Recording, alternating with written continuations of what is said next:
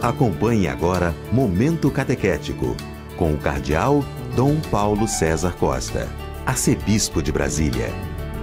Amados e amadas de Deus, estamos celebrando esse terceiro domingo do tempo comum. Temos diante de nós no Evangelho um texto tirado do capítulo 1 do Evangelho de São Marcos, dos versículos 14 a 20. Depois que João Batista foi preso, Jesus foi para Galiléia pregando o Evangelho de Deus e dizendo: o tempo já se completou e o reino de Deus está próximo. Convertei-vos e crede no Evangelho. E passando à beira do mar da Galiléia, Jesus viu Simão e André, seu irmão, que lançavam a rede ao mar, pois eram pescadores. Jesus lhes disse: segui-me e eu farei de vós pescadores de homens. E eles, deixando imediatamente as redes, seguiram a Jesus.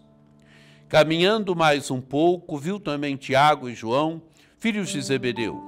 Estavam na barca consertando as redes, e logo os chamou. E eles deixaram seu pai Zebedeu na barca com os empregados e partiram, seguindo Jesus. Amados e amadas de Deus, se percebermos bem, o Evangelho, ele se compõe de duas partes. No primeiro momento, o anúncio de Jesus. O Evangelho inicia dizendo: depois que João Batista foi preso, Jesus foi para Galiléia pregando o Evangelho de Deus. E o que Jesus pregava? O tempo já se completou e o reino de Deus está próximo. E num segundo momento, nós temos o chamamento dos primeiros discípulos. A primeira parte, nos detenhamos no primeiro momento, na primeira parte. Depois que o João Batista foi preso, Jesus foi para Galiléia pregando o Evangelho de Deus.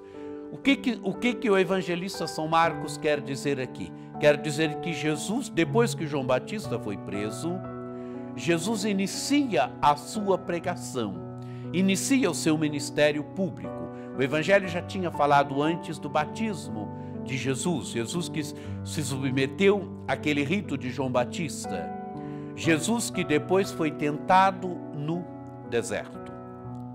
E agora o Evangelho coloca um elemento que é um divisor de águas, a prisão de João Batista. João Batista foi o precursor e João Batista é preso. E agora, com a prisão de João Batista, o que acontece? Jesus vai para a Galiléia pregando o Evangelho de Deus, quer dizer, pregando a boa notícia de Deus.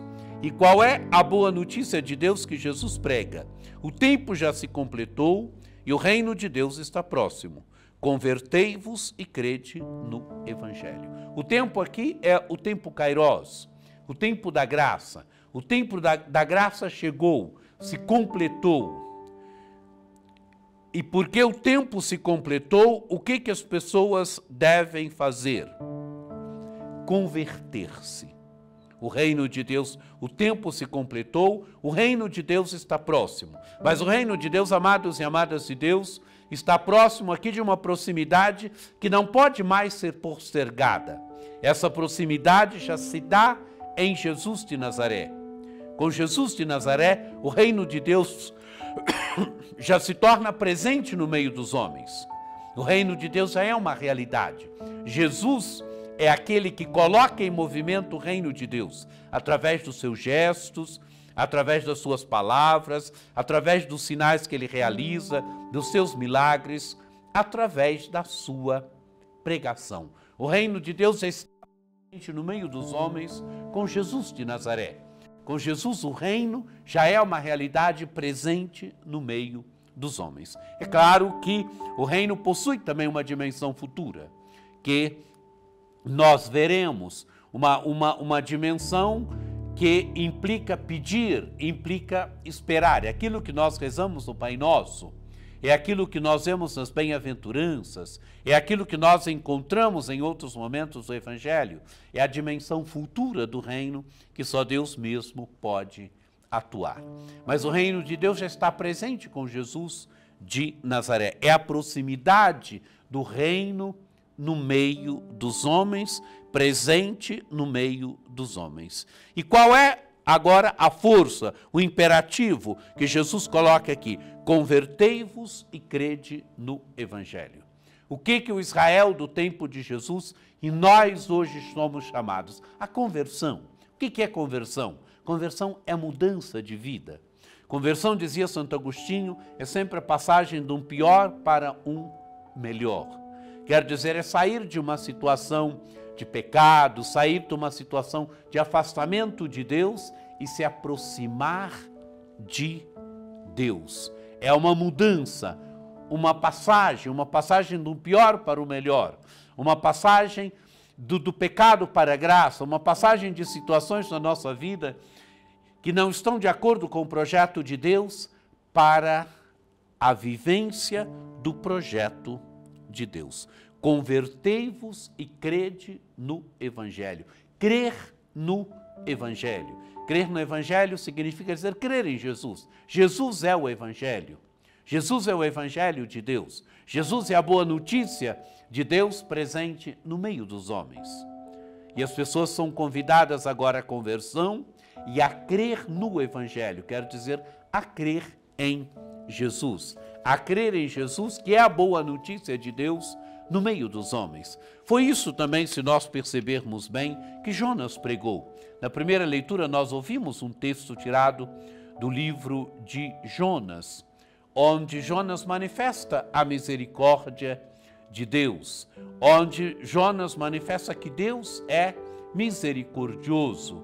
Jonas manifesta que Deus quer a conversão de Nínive. Ainda 40 dias e Nínive será destruída. E o que acontece? Os ninivitas creem em Deus e Deus se arrepende. Deus, diz o texto do Evangelho, compadeceu-se e suspendeu o mal que tinha ameaçado fazer.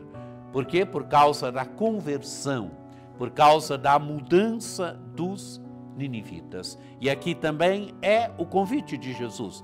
Quer dizer, não é só convite, é imperativo. É aquilo que Jesus pede do Israel do seu tempo, é aquilo que Jesus pede também de nós hoje. E continua o Evangelho. O Evangelho continua agora com o chamamento dos primeiros discípulos.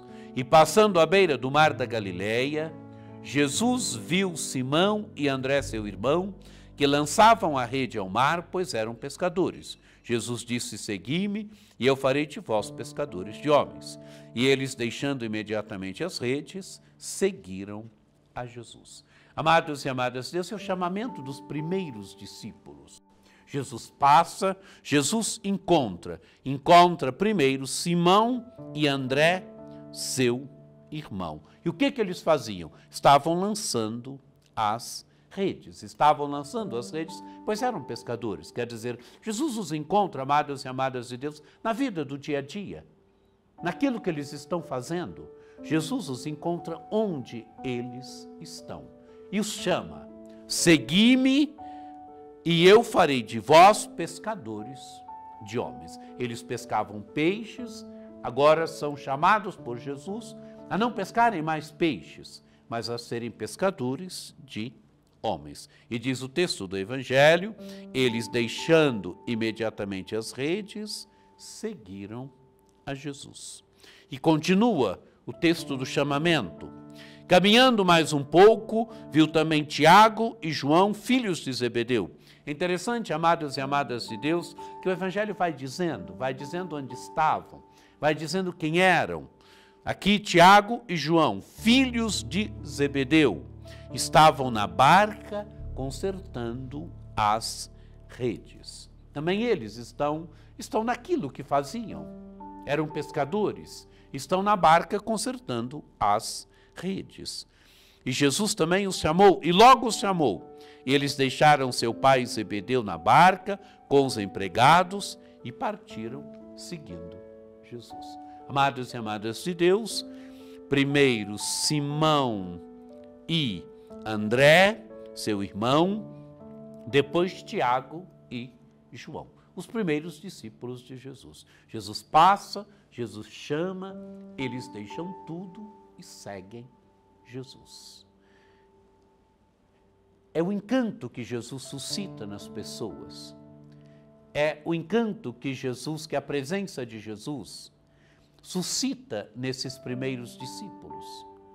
É aquilo que o Evangelho diz em outros momentos. É aquele tesouro escondido num campo que, a partir do momento em que é encontrado, vale a pena deixar tudo para tê-lo. Eles deixam tudo. Deixam as redes, deixam a família, deixam tudo para seguir Jesus. Amados e amadas, se Deus, que essa palavra de Deus hoje interpele a cada um de nós, que no primeiro momento que o Evangelho propõe para nós, o anúncio do reino de Deus, a conversão, convertei-vos e crede no Evangelho. A nossa vida deve ser uma contínua conversão, contínuo crer em Jesus, um contínuo crer no Evangelho. No segundo momento, o chamamento dos discípulos. Eles percebem a riqueza de Cristo, eles percebem a riqueza de ser discípulos, de serem discípulos de Jesus Cristo. Deixam tudo e seguem Jesus. Nós hoje somos aqueles e aquelas que também seguimos Jesus, que deixamos tanta coisa para trás, tantas coisas que nos pareciam riqueza, mas que nós deixamos tudo por causa da riqueza de Cristo que encontramos. Um bom domingo para você, que você tenha um domingo muito abençoado, que desça sobre vós, sobre vossas famílias, a bênção do Deus Todo-Poderoso, que é Pai e Filho e Espírito Santo. Amém.